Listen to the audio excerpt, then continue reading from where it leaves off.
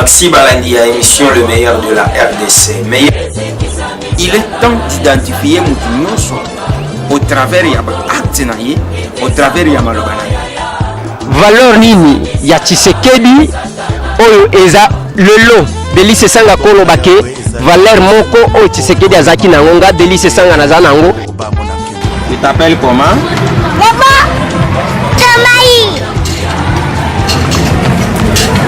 Comment s'appelle notre président?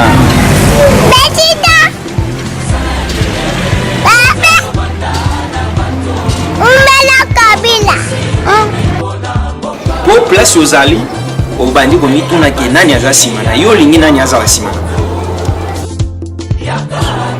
Mabe yo moko sala ke pesa kamingi koleka. Malamu sali la kamboka. C'est ça inconvénient ya Congolais. Allez, balesier, nani atindi. Yo lingi nani atinanga. Ok, kofinga. Kosilikate tango koyoka batangi boyo batangi oyo.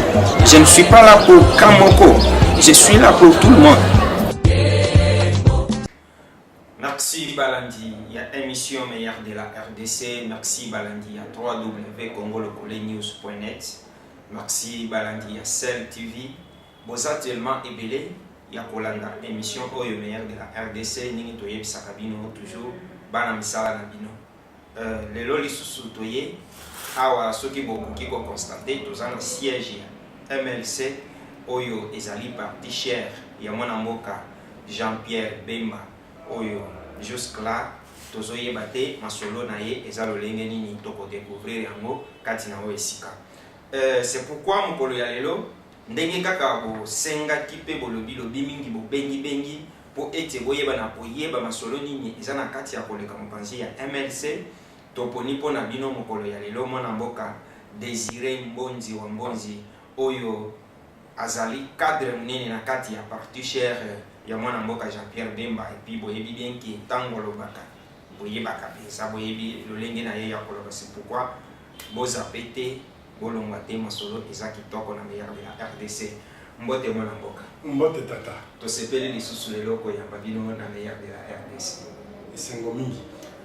Voilà balandi na biso avec invité na biso mokolo ya lelo toko beta masolo boyebi bien pendenge bobanda ko senga yango lelo toye ko sala yango toko beta masolo eza masolo nini ezali par rapport ya ba plateforme électorale oyo bandeko ya Kingandi babimisi bandeko Songolo babimisi bomonaki la fois passée batu ya SID babimisaki Martin Fayulu comme candidat président na bango kaka na kati ya opposition totali pe mopanzi mususu batu ya alternance bango balobi peke Moïse Katumbi kaka nde oyo aza ya bango.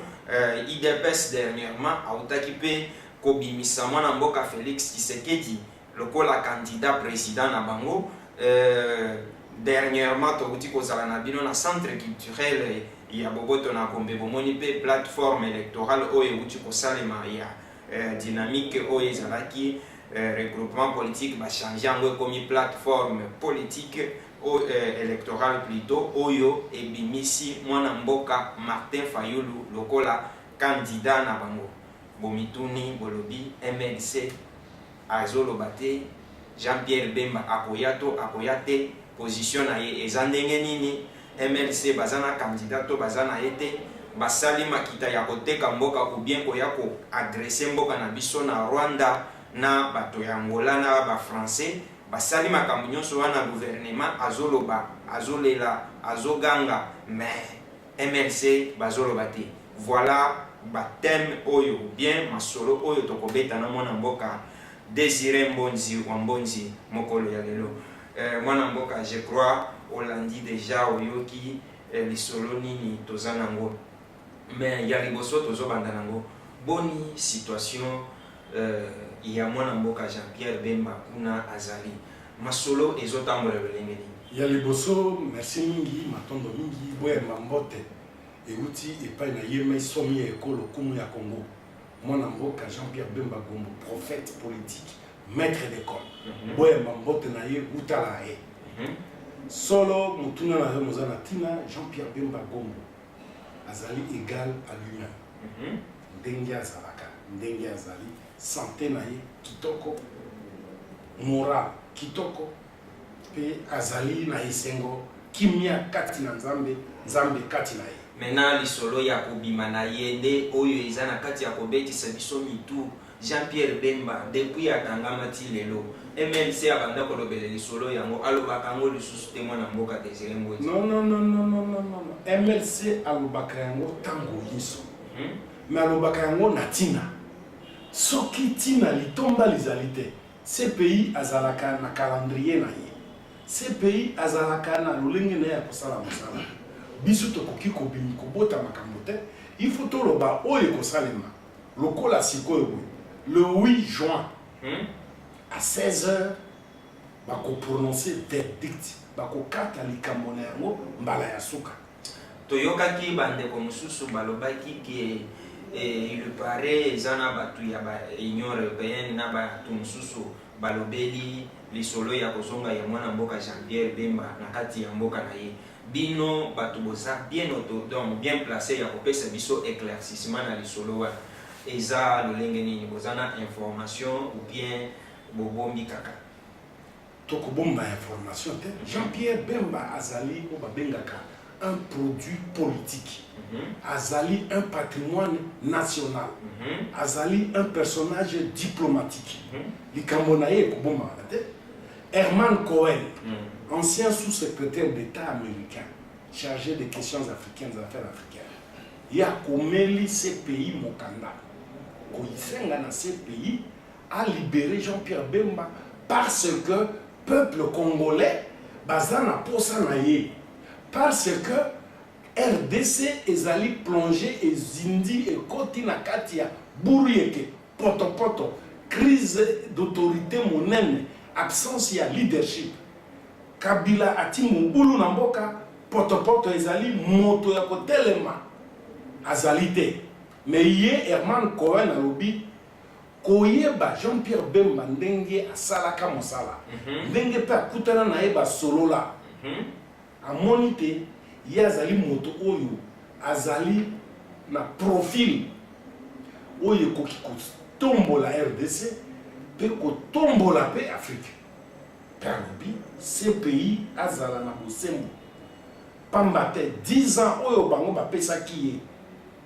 Ekokozala malamu. Alakisi kasi, alakisi na kati lolenge nini Jean-Pierre Bemba akangami tango na koyeba likambo. Akangami injustement. Alobi yango na ba terme diplomatique et très technique. Mais avant Herman Cohen aloba Louis Michel, quand on a zali commissaire général, quelque chose comme ça, il y a une question humanitaire dans l'Union européenne. Louis Michel a comment équipé ces pays à ce sujet. Le lingue Herman Cohen il n'y a pas comme ça. Comment on a dit, le Camboya Jean-Pierre Bemba, ils allaient les sous le Camboya famille a été, le Camboya MLC, le Camboya Congo. Les Afrique était et c'est les monde. Même les scientifiques, les grands chercheurs de droit, les professeurs de droit,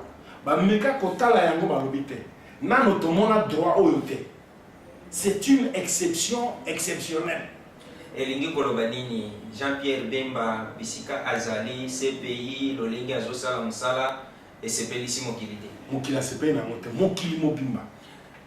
Pour Nabino, ce pays a coexisté, par rapport il y a procès, il y a Jean-Pierre Bemba, n'a pas constant, n'a pas remarqué, nous sommes Basili Kosala institution Oyo et Zali, tu y a Kosala fierté, il y a droit à Kati Yamuki. Mais Hollanda, il n'y a pas très longtemps, le chef d'État africain, Balobaki, Baboyaki, ce pays, Azali, finalement, une institution judiciaire diligentée contre la RDC, contre l'Afrique. Le chef d'État africain, il y a eu même plusieurs dénonciations, il y a pas organisation, mais que une justice, il y a ces pays, ils allaient orienter contre les pays pauvres, contre les pays africains, contre les personnages africains, et non pas contre Mindele. Mon avocat Désiré Mbonzi, est-ce que tokoki ko croire que mbula oyo avant esi la mwana mboka Jean-Pierre Bemba akoki kozonga na mboka na biso? Biso na MLC tozalaka kondima ete akozonga bandakala. Le premier jour toyebaki que Jean-Pierre Bemba sera libéré. Dès le premier jour, parce que toyebaki que tina bakangi ye ezali te. Motif d'arrestation na ye ezali purement mafieux. C'est la mafia, la haute mafia internationale. Nde ekangaki Jean-Pierre Bemba. Kasi sur le plan de justice, bakoki ata ko consulter était. Sur le plan de justice, bakoki ata ko tuna motuna mokote. Mais ce qui est arrivé, ça c'est la haute mafia internationale. Merci Balangi Nabiso, merci ba internautes ya mokili mobimba et surtout ba téléspectateurs ya Cell TV. Boza tellement ebele ya kolanda émission oyo ndenge bosengela ki yango. Voilà, tozana kati ya kusala msala oyo popesa kibiso lokola bana misala. Mwana mboka, tokoki koloba ke Jean-Pierre Bemba azali surprise candidat président pour les présidentielles ya mbula oyo. Biso tolobi te kazali surprise. Tokoloba pe yango te pour biso MLC tosalaka mosala na surprise te.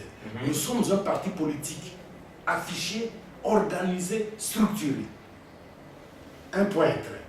Tolandaka mibeko nyonso ya mboka. Programme nyonso ya calendrier électoral tolandaka yango du début à la fin. Koloba kaza surprise te. Parce que le peuple congolais a réclamé, même les bateaux bazali na camp adverse ou bazana pouvoir, baza ko réclamer ya Abimazonga ya a diriger mboka. C'est à diriger pe à gérer mboka. Tokoki ko croire que mabonomi oyo ya mbula oyo mwana mboka Jean-Pierre Bemba kozala candidat président ya biso na MLC tozali na candidat naturel. Ezalaka Jean-Pierre Bemba. Ça, c'est notre candidat naturel. On n'a pas à nous l'expliquer. Moutakoye Bisabiso, le contrat, à ce stade d'ici. Et, Namoya le Tolobi. Oyo nyonso ekokokisama. Mwana mboka, lisolo ya Jean-Pierre Bemba ekoki kosala répétition ya lisolo ya Mandela en Afrique du Sud. Soki Olandaki journal le soir, il y a poste oyo l'équipuna. C'était le jeudi, je crois. Il m'a dit le jeudi passé, ou mercredi, journaliste, éditeur à lobby, Jean-Pierre Bemba pourrait changer la donne. Et ça allait bisoter. Tout le monde qui Jean-Pierre Bemba est international. Et l'ongo dans la frontière congolaise, africaine et commis planétaire. Le journal, le soir, la semaine passée, le mercredi ou le jeudi, bien. C'est pour vous dire que tous les ingrédients sont réunis. Au Ezola Kisake, et Sengeli Jean-Pierre Bemba, à Zonga na Mokanaye.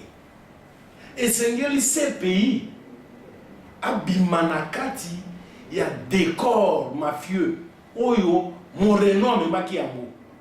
Ben sous dans l'histoire yango abimana décor wana asala sikoyo justice à dire le droit, que la CPI dise le droit. Ce qui s'est payé à Saliango, je crois que ce n'est pas par hasard Batomio Bazoloba et la presse internationale n'a tangué le journal le soir la semaine passée, mercredi ou jeudi, le titre qui est ainsi. Tout est ce que mon Herman Cohen, tout mon acquis Louis Michel, et il y a plusieurs interventions de ce genre pour nous. Ça nous rassure. Donc, thèse nabiso que Jean-Pierre Bemba, Salah Likambote, Makoselaye, thèse Wanezali Asor. Merci Balangi Nabiso, merci Bameyer Yamokili Mobimba, merci Banamok. Toyebisa kabino ke tozabana misala. Oyebi eza sujet moko baninga ebele ba s'intéressa na ngote batia peza kate. Mais lokola biso tozala kabana misala na bino, tolukela kabino ba information vraie et puis à la source.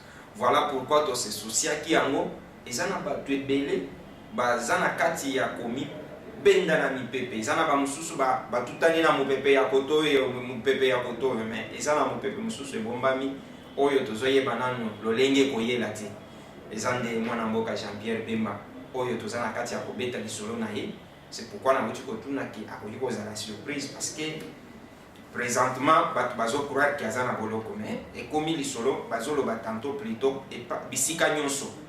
C'est pourquoi biso to s'intéresser poto yeba na kobeta ngo na mozindo bo comprendre qu'est-ce qui est en train de se passer na kati ya mboka na biso.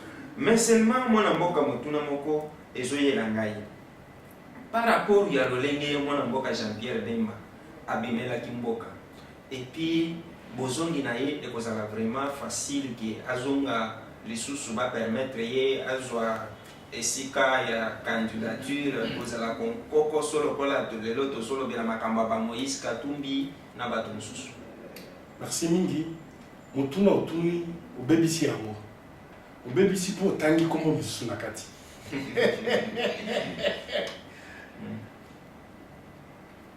bakolobeze fanatisme bakolobezali militantisme te qualité, profil, prestation à Jean-Pierre Bemba. Il faut être Jean-Pierre Bemba pour poser un profil. Ça veut dire que moi, je comparer il y a un bateau et Zalité. Oui. Jean-Pierre Bemba a continué à règne politique par le maquis. Il avait pris les armes. Puis a prouvé comment Zouaki a arme. Raison Zouaki a arme à la Kissiam.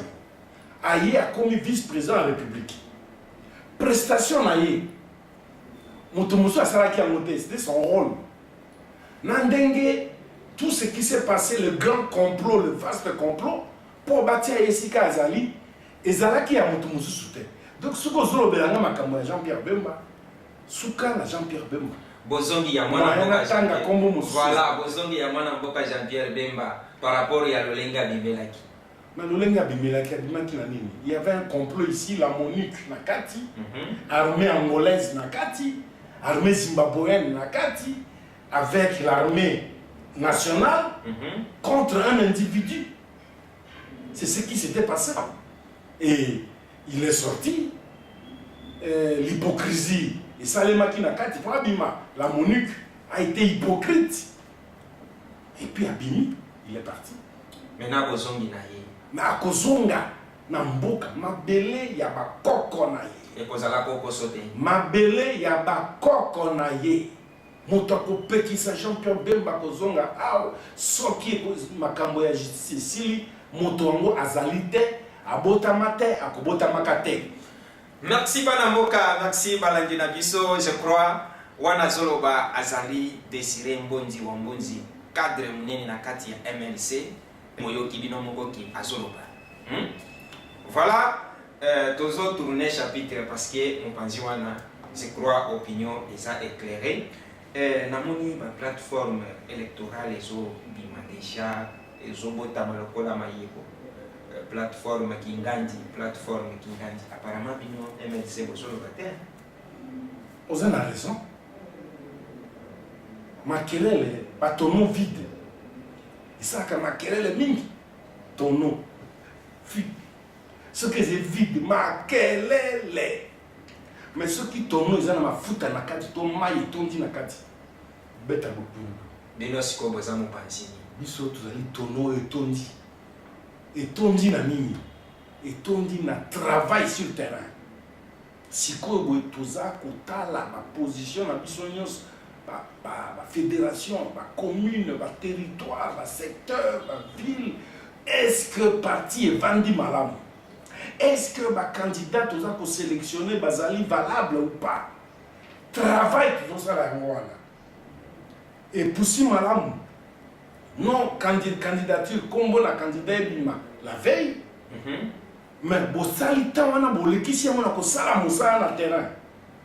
Na que plutôt que au sala makelele ya candidature na katikuna ba électeur bazalité, ba sympathisant bazalité, parti na yo kaka ya malette na kombo, bokenda bazalité, siège za kawa pitoyebite.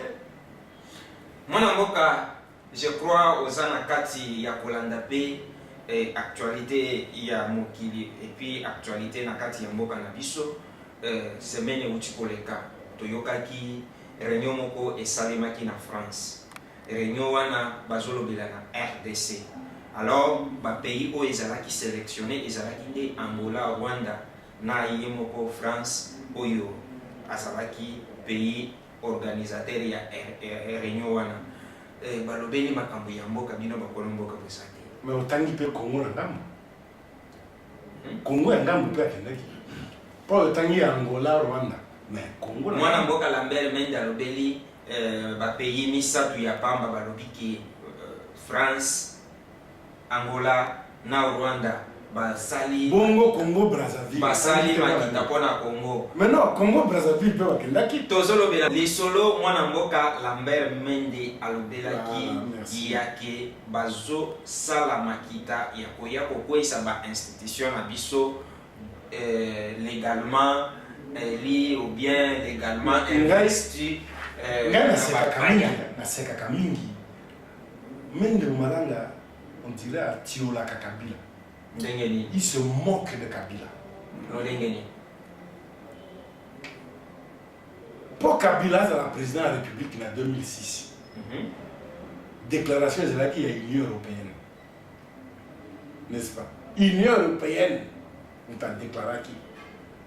Alors, il faut que c'est là qui m'a l'amour, tout ça, machin. Ce sont les chancelleries. Ils allaient Louis Michel. Ils allaient ambassadeur à la France. Oh, ils allaient quitter moi. Bango, Bakoumisi Kabila. Qui ont dit que non, il a la capacité d'écoute, il a gagné, il a remporté.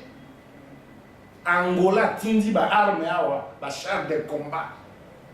Pour tirer sur Bemba à ciel ouvert. Mende ya monoko yango mabete. Mende ya monoko yango mabete. Soki lelo kaka bango wana o basalaka te yazala. Balobi te mokumba na yo eleki. Tumemi yo mingi mais malonga ezali te. Congolais azomona passe. Ah les citoyens tout c'est fini. Il y a ceux qui pouvoir dans le kuna. Bakolo ba pesa kai pouvoir ba retirer yango. Rien à faire.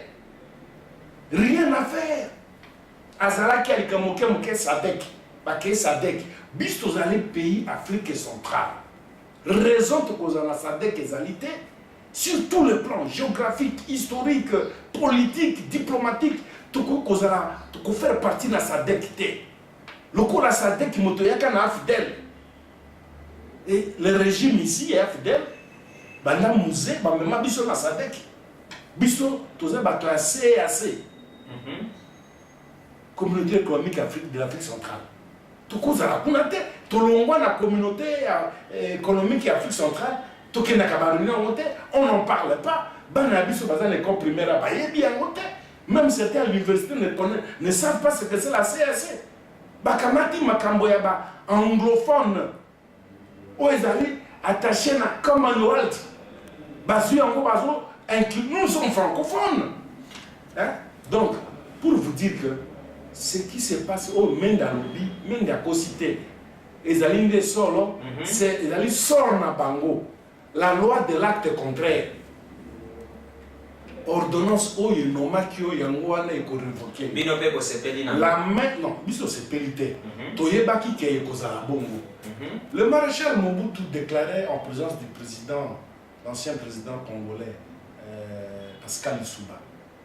Wana ambassadeur américain Richardson Ayakia.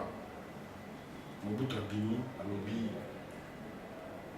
Mais, Alobi Boita, ce qui s'est dit, mais dites ceci à Kabila. Les armes qui sont mises aujourd'hui à sa disposition se retourneront demain contre lui. Et ça ne va pas durer. C'est ça. Les mains occidentales, Maboko et Mindele, où est ça là qui te Kabila, Joseph face à la présidente de la République, à la RDC, au détriment de Bemba, au détriment de Tshisekedi. Kaka Maboko wana lelo, il s'est retiré pour Yalongwa. Et ça, il Kamako Kamote, moi, Namboka Lambert Mende alobi que RDC est capable et puis Tobongami Mikolo pour répondre positivement na attaque nyonso ya ba pays voisins mutu nyonso akomeka. Mais Mende nyonso akomeka kotombola loboko biso beto kotombola biso akokai koyoka soni Pendant 21 ans à régime, le pays vivre dans la insécurité. Il y a Mutomboki, M23, Atari Mafuta, Kombo Kiriki, Kaka, groupe armé. Des incapables. Des incapables. Mende et sa bande là, des incapables. Ils ne savent pas, ils ne peuvent pas. Mais Balobi, ça n'a pas. Oh, Bibundele Wapi. Bibundele, c'est chaque jour qu'on marche dessus ici. Rébellion sur le côté, groupe d'armées, on s'en a sur l'ingéo. Bato ya Beni, Butembo, Bukavu, Goma, Wapi, Walikale, bato ya Bani, Bamono Pasi. Tozomona bino bayo. Même Bambororo, bazo nyoko la bango. Mwana mboka, tozomona bino bakolo baye opposition. Tata, c'est là non. Babundu de Kongo, Banyoko li bango, Enyele, maltraité bango. C'est à vous dire que Mende devait se taire. Silence. Et qu'on peut savoir crédibilité à ce qu'on a vu politique. C'est un humoriste. Même des alliés bon point comme ça la théâtre, soit un acteur à théâtre, il serait un grand. Alors on va parler de modèle. Merci Banamboka, merci Balandia, émission meilleure de la RDC. Ceux qui vont comprendre tout ce qui est déjà malimbe vers Soukaya émission. Mais moi Namboka. Motuna mususu ezoyelanga nazomona lokola bino baye opposition nyonso ozo sepelaka na position wana ezwami libanda pona kodétruire lisusu kozongisa mboka sima on dirait bozokoka penza maponamité. C'est pourquoi opposition boza kaka wa lobeli mopanzi wa lobeli mo bozozela mindele baya na minduki bapesa bino pouvoir.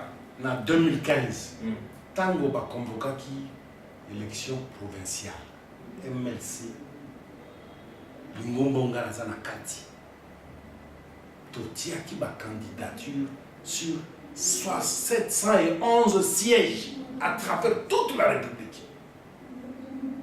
Mais c'est Kabila avec marionnette Naye Nanga baboy qui organiser l'élection. Pour vous dire que tant aux akoloba opposition oye baka ko situer biso MLC to yebini to za ko sala makelele te tolobaka tango koki koloba tosalaka oyo esengeli kosala pour l'intérêt du peuple, pour l'intérêt du pays, pour le développement du pays, peut prendre l'existence nini ya MLC. Motuna ya suka mwana mboka Désiré Mbonzi Wambonzi. Candidature unique ya opposition. Boza pour ou bien contre ya. Ezali lo comment que c'est naturel. La candidature unique décrétée. Vous avez décret. Elle désignée candidat unique, ça n'existe pas. Terrain et Pesaka, faveur wana, ascension wana, considération wana, terrain. C'est-à-dire, beaucoup de monde qui ont bandi campagne, bozo kenda, les plus faibles bandi kokoya. Beaucoup de monde qui émergence comme ça les. Et selon Dengue, au talipé, au sali analyse, parce que il y a les lotés dans la politique congolaise, on y est bien et puis on y est qu'on identifie, même selon Koloba, selon le lengue, il y a comme on a makambo, au côté de l'image. Oui. Question d'ailleurs est préoccupante. Mais la zone plus c'est qu'on réalité n'est pas candidat président. Na kati na parti politique, oui. Na kati na regroupement, oui. Mais na kati y a force, il y a alternance. Et il y a plusieurs énergies na kati. Moi, je décider d'avance ces alité. Mais pour progresser, vous avez à l'approche, 1 mois, 2, 3 mois avant, beaucoup de monde a éclairci. Et MLC a zondi mela na position wana yake ukokinde elongo na baninga na maponini. Voilà, ce qui est le MNC habilité pour soutenir le pays. Mais attends, en 2011, Jean-Pierre Bemba a quitté. Mot d'ordre a quitté. Moto na moto, Atala, candidat Nimi, il y a ce pays qui c'est ce qui était fait. Notre secrétaire général, à l'époque, akendaki kotala papa Étienne Tshisekedi. Mais le papa Étienne Tshisekedi avait sa stratégie politique. Alobi, non? À ce stade, nakoki te kotala nani napesa ye une certaine attention. Tokoyeba force na moto après les élections législatives, tokotala qui a le plus de voix, qui mérite telle considération. Voilà la réponse à la papa Sabina. À ce stade de moyen toloba ezate. Mais ngonga ngo koma esika tokoyeba nani azo mériter soutien ya ba force nyonso ya alternance. Voilà liloba ya suka oyo ozopesa na peuple congolais na ba nyonso bazolanda biso na mokili mobimba et surtout ba internaute ya poto parce que ba sengi pas to sali effort ya kokomela bino toyeba na kozwa maloba na bino ozoyebisa bango nini nazoyebisa bango boye surtout bandeko ya libanda balemba te mosala na bango baaction diplomatique basali tozomona ebandi kobota mbuma bravo bandeko na biso ya libanda nano liboso félicitation boza komona pasi koleisa bandeko na biso awa RDC 3 quarts ya bafamille bazovivre au dépens ya bandeko oyo baza libanda soki totali budget annuel oyo ezalaka engagé par bandeko na biso ya diaspora en tout cas ekokoma ata ba 10 milliards de dollars oyo baza koengage mpo bazongiselaka biso yango na baforme ebele kolia kolata soins médicaux matanga scolarité ya bana nini tout bravo mingi bandeko te mosala basalisika mpona politike ya mboka patriotisme balakisi tomoni fruit na yango eza kobota bapersévérer bacontinue kokende kocontacte badifférents dirigeants na bamboka oyo bango bapandi jusqu'à ce que gangrène oyo ya atdel ekotaki awa esila totalement ezala complètement effacé bravo mingi longonya na bango biso MLC tolobi elongo na bandeko ya libanda likambo ya Jean-Pierre Bemba tobengi yango c'est une affaire nationale ezali likambo eza kosenga une conscience nationale à tous les niveaux et pas une décognition congolais aux Andes totelema pour la Jean-Pierre Bemba parce que oyo ekomeli eyebi kokomela ndeko mosusu toloba te aza ya parti politique na biso te oyo ekomeli eyebi kokomela congolais patriote mosusu tala ndenge basalaka Patrice Emery Lumumba c'était injuste lelo tozomona yango na Bemba. Certains l'ont même dit à l'époque contre Mouzé. Donc, pour vous dire quoi, ezali likambo tolobaka te ezuye te ezali likambo ezuye biso isengeli ke ndenge batosaka biso bazalaka te soki bamoni émergence moko patriote congolais moko azomata bango baélimine ye au profit ya ba opportuniste oyo bayaka kodétruire mboka ekufi tokomi sans repère valeur ezali te sur le plan diplomatique tina te baministre na biso alinga kobima bapimeli visa député bapimeli visa tala soni badiplôme na biso awa à l'extérieur eza na valeur te soni na kati ya mboka nzala mawa fulu vili mobimba aucune valeur de l'être humain totelema tolemba te biso pe awa totelema tokolemba te. Merci mwana mboka Désiré Mbonzi wa Mbonzi. Merci balandi ya émission meilleure de la RDC. Merci balandi na biso. Ezalaki bongo émission meilleure de la RDC présentée na mwana musala na bino obo ebi bien.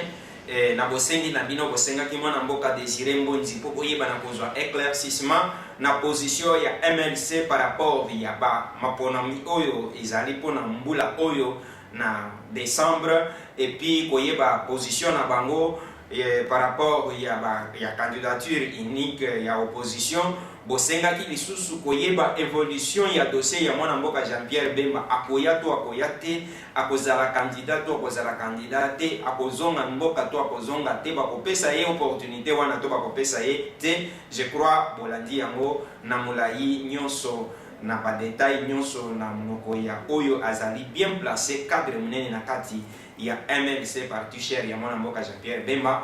boyoki et je crois boza satisfait na msala oyo bisoba na misala na bino to sela kabino tokoloba lisusu nini information yango na bozwi émission eke inasuka botika la malam tokokutana mbala sima.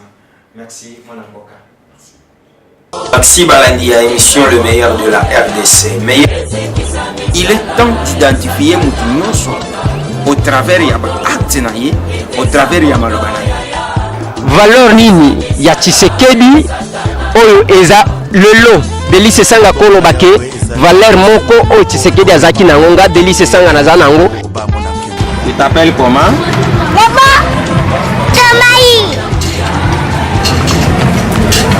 Comment s'appelle notre président?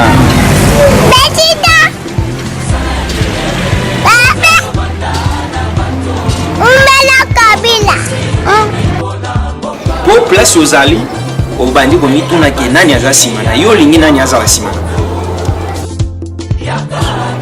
Mabe yo moko sala ke pesa kamingi koleka.